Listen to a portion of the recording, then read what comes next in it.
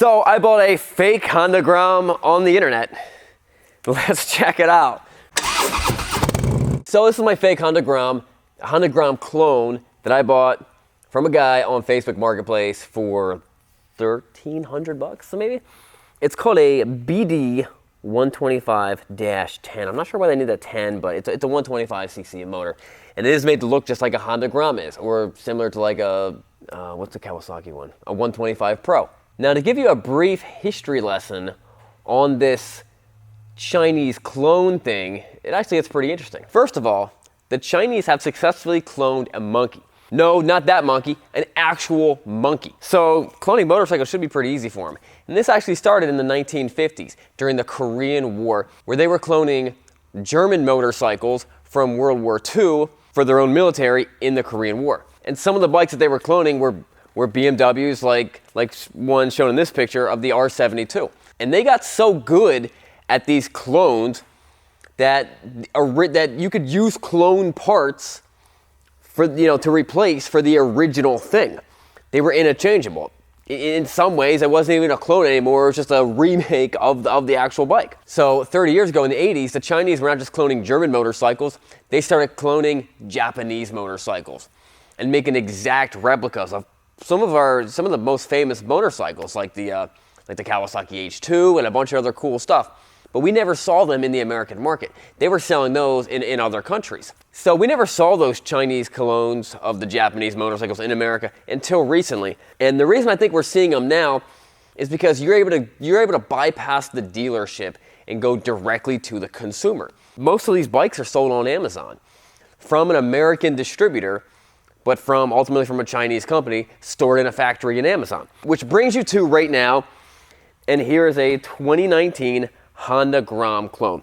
Now, brand new, this thing is $1,400 shipped to your door, where a brand new Honda Grom is going to be around $3,400, and you have to go to a dealer to do it. I mean, like that's a hard thing. It's so hard. You got to go to a dealer to pick it up. A couple things right off the bat. Now, I'm not advocating that this is better or this is worse. I don't really know. Let's dive into it together. Right off the bat, it actually looks pretty decent. One major difference where the Honda Grom would be fuel injected. This is carbureted. Carburetor is a little bit cheaper, but you are going to start seeing the fuel injection systems come out on these Chinese motorcycles because that is getting cheaper. The other first thing I noticed is the way the key sits is actually a little funny, where normally that would be the on position and straight up would be off, and this would, but it's not.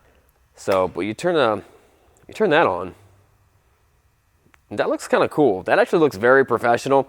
All this stuff does not seem that cheap. Now these crappy zip ties, yes. Normally they'd be a little bit thicker zip ties. Fire it up. This bike has 10 miles on it. I rode it a little tiny bit. I had to pull the handlebars back because they felt a little bit goofy. But the engine actually feels pretty solid. We're gonna take it for a spin a little bit later. The Grom Clone is rocking some SK brakes. Never heard of them, but does have this cool looking headlight. Kind of similar to the new Honda Groms. Now, for the sake of criticism, there are a few things I can talk about. This is the crappiest Vin Plate I've ever seen. I feel like it might be made of cardboard. It's gotta be the crummiest Vin Plate I've ever seen, just riveted on the side of the swing arm. If you look at you dive into the welds, they are horrible. I mean, I took welding class in high school, and that sucks. Look at that one. Dive into that weld right there. That looks very poor. Now, when you're going for branding sakes, you should probably come up with a better name than Bio Depot. Dido. I don't know what that says. It also has a couple little minor paint blemishes, like right here. I'm not sure if that was from the previous owner or how that happened. You also notice that the triple clamps are, instead of like a billet, it's a cast, and it's a very poor cast. Poor cast, sounds like forecast. It's a very poor cast done right there. You see a lot of the pitting in it. Not that that's going to have any problems structurally. These bikes are not going to take that much stress anyway. The controls right here, they look like they're right off of a normal bike that I've seen my whole life. I mean, nothing goofy about them. Looks off at all. Actually, they look like they're off a Suzuki. To be honest with you, the thing actually looks pretty decent. The little bit that I know of it does look pretty decent. I mean, the Honda Grom is not their flagship bike. The Honda Grom is a pretty cheap bike. It's very much a price point bike, and this is less than half the price. So, is it less than half the bike? Let's go take a first spin. All right, guys, before we do the test drive, let's do the words of wisdom real quick. Galatians 6:9. Let us not lose heart in doing good, for in due time we will reap if we do not grow weary. Always good to do good. Put on the M1 Moto gloves. Let's do this.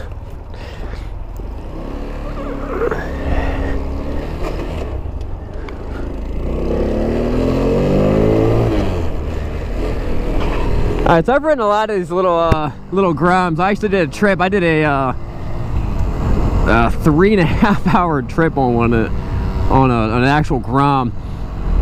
I don't know what it is about this specific bike. Whether it's just steers a little funny. I don't know. Maybe it's just a little learning curve. I just got to get used to it. But something about it just feels. When I first jump on, I'm like, that feels weird.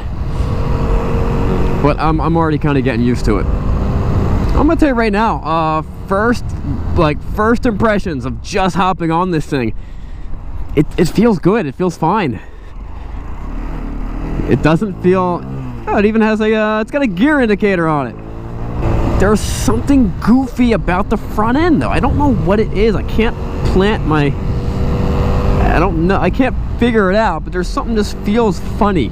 You can buy this thing as a fun little street legal motorcycle, and this could be your daily transportation to get you to and from work, or you can do what I would do if I were doing something like this, and you could just convince you and all your buddies, all your stupid friends. I'm not bashing your friends. Convince you and all your ridiculous buddies to all get these things, and then just have a blast and like jump curbs and hit bridges as fast as you can, and then take them on the construction. Don't take them on construction sites, but take them off road and ride them in your yard, and learn how to ride motorcycle. Learn how to have fun. Learn how to get hurt. Learn that you're not invincible, and just do all those awesome things that you normally do with like much more expensive and nicer bikes, and do them on something like this, and see how many miles you can put on them. I'm having a blast. And if you get a couple more people, here's the problem. If you have this and your buddies have 600 Super Sports, no one's having any fun. They're having tons of fun smoking you. Their first gear can do more than your top gear can do. That's not fun. But when you all have the same type of bike, and you're all racing, and you realize a Prius is passing you because you can't go very fast, that's fun. And you know what, there's so many people out there, and they take a certain level of fun out of motorcycle riding, and they bring in this level of fear and danger. And you don't have to do that. You know what I mean? It's dangerous enough that if you fall, you might skin your knee or something like that. You know, wear a helmet, be protected. But why can't you just have fun doing honestly, sometimes when you're riding something like this, less than the speed limit. You and your buddies goof. This is like the greatest. I had a moped when I was like 15 years old, and to be honest with you, I loved it. I loved every second of owning and having a moped, and I drove it to school, and it was the best. And I used to put girls in the back and drive them home, and I loved every bit of it. And it was cheap, and it was fun. And you know what? Yeah, it wasn't a motorcycle, but to me it was. To me, it was a motorcycle.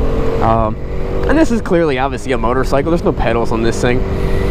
The question is, how long will a bike like this actually last? I've actually heard pretty good things about it. Now, I've not seen one with 20,000 miles, because this is not type of. I've never seen a Honda Rebel with 20,000 miles, and those things have lasted, you know, 3 decades. So at first glance of just riding this thing, I'm actually pretty impressed. I think it runs pretty great.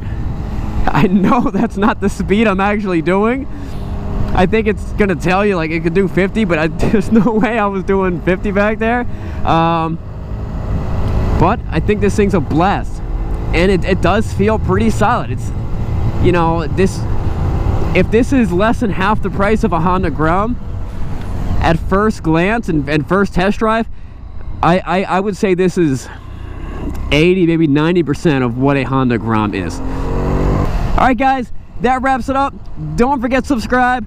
We'll see you guys later. If you want to see another video of me testing out another bike that I bought from Amazon, I'll put the link right here. And